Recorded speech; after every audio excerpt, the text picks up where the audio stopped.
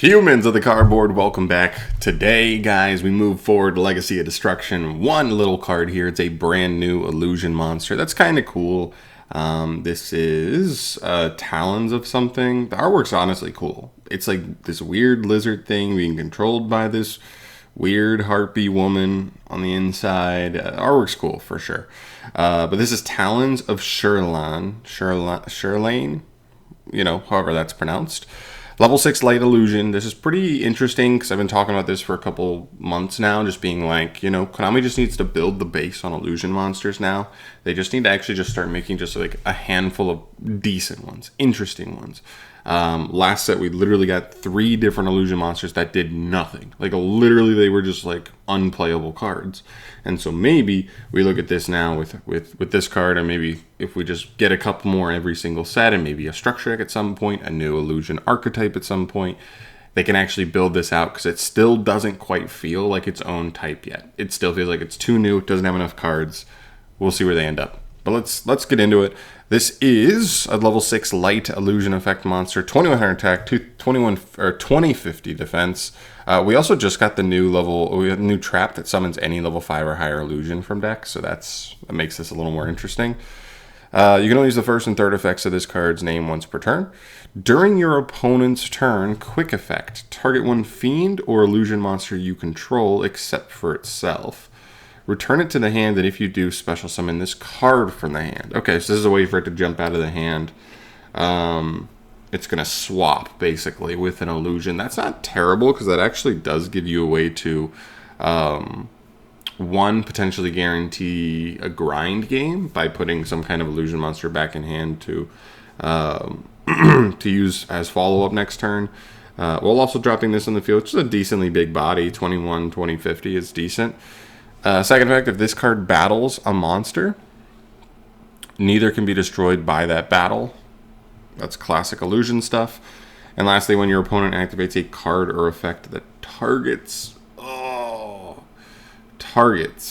your card or cards, target one monster your opponent controls, return this card from the field to the hand, and if you do, destroy that monster. Why can't you just make this Ghost Ogre? Like, just make this a walking Ghost Ogre that you can drop on the opponent's turn. Yeah, I vehemently hate these effects. These types of effects are awful. Konami, please stop printing them on cards unless it's... The only reason I'm okay with certain effects that are like this instead of just being Ghost Ogre is if the rest of the effects on the card are already too strong, where they're like, okay, this is a bonus effect, let's make it a bonus effect. Let's not make it like a legit card that's seen on and off play for 10 years, like Ghost Ogre. But this card is definitely not that. This card's other effects are not overly over the top broken. This card could have easily said, when your opponent just activates a card or effect, you can target a monster your opponent controls, return this card, and then destroy it. They could have easily done that, and I would not have complained at all, because yes, that's an interruption, but it's not the most insane interruption in the world.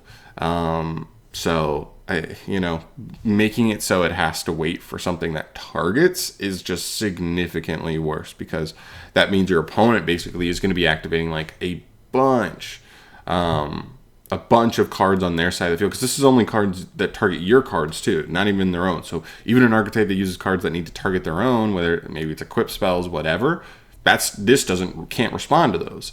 So until your opponent actively decides to go after one of your cards with a targeting effect, this card literally just sits there doing nothing. Now, it jumps on the field during the opponent's turn. That's something, and it's a decently big body, but I'm not so sure it's enough. This should have just been like a Ghost Ogre type effect. Honestly, this would have been better than Ghost Ogre if it said, like, target, when your opponent activates any card, just target a monster they control and destroy it and bounce this back.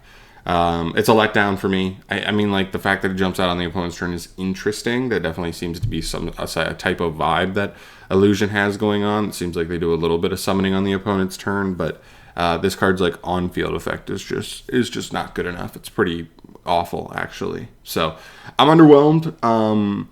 it's probably better than the ones we got last set. And like, again, they're building it out a little bit. This is an interesting one I would look at going forward as we look at maybe archetypes that look to take advantage of certain illusion monsters. But it's probably overall let down for me. It's just hoping for something a little bit better.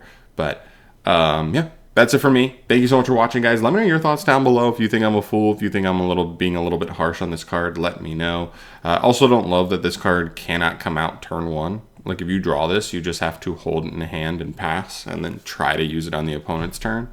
So it's actually a brick, but yeah. Let me know your thoughts. I'm not too impressed. Let me know if you think I'm off base and there's like other synergies that maybe I'm not considering here. I'd love to hear your guys' thoughts on that. But stay tuned. I think this leaves us with like, I want to say 17 cards left to be revealed. And I've already looked, I think, on the set numbers from what's not been released yet. It looks like there's definitely 2 legacy support monsters, like archetypal monsters. There might be a third in the 26 slot. Could be generic, though. Then you have 5 what I'm assuming are going to be filler monster slots. There's a fusion that's unreleased. Could be filler, could be not. There's a synchro unreleased. Could be filler, could be not. No idea to know. There's 2 slots in between Exceeds and Links. Those 2 slots could be either or, depending on what they want to do. My guess is they're Exceeds and not Links, but it could be 1 and 1. You never know.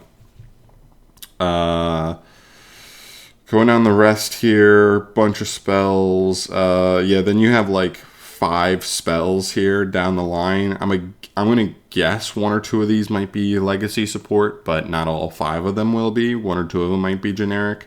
There's another one after Metaltronus that's probably also just a filler spell. And then at the bottom you've got... Oh, we've actually gotten all these spells. There's actually, or the traps. There's only 1 trap at the very end that's going to be a filler card. Could be generic. We'll see.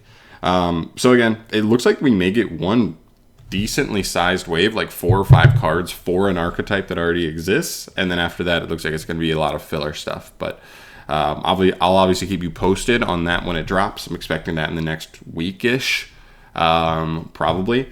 And I'll bring you any news as it comes. So stay tuned, guys. Subscribe to the channel if you're not already. And I'll see you in the next one. Peace.